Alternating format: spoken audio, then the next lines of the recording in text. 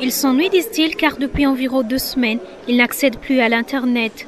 Ces étudiants, pour qui l'Internet fait partie de leur vie quotidienne, n'ont plus d'autre choix que de discuter entre collègues ou de se promener sur le campus lors des heures prévues pour les recherches.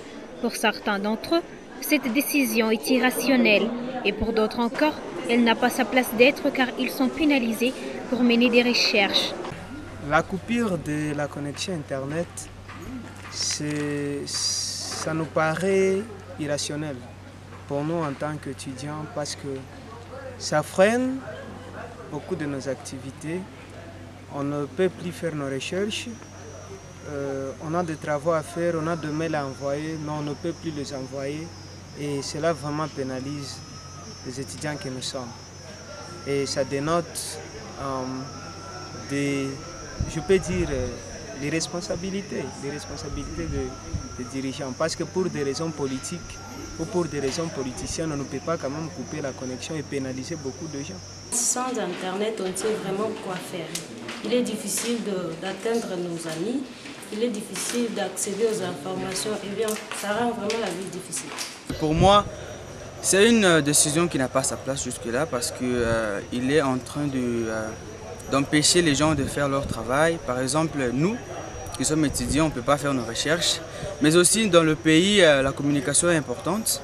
Mais grâce à cette décision, nous ne pouvons pas bien communiquer. On ne peut pas aussi accéder aux sites comme des sites populaires auxquels nous accédions avant. Il y a Facebook, il y a WhatsApp, il y a Twitter et là on ne peut pas travailler bien. Mais aussi, ils nous bloquent les correspondances parce que ces derniers temps, nous travaillons beaucoup avec les correspondances, mais aussi les relations extérieures.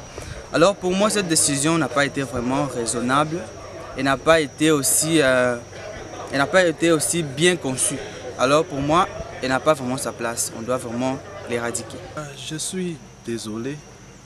C'est une grande honte parce que notre pays, un grand pays comme le nôtre, prend une décision pareille.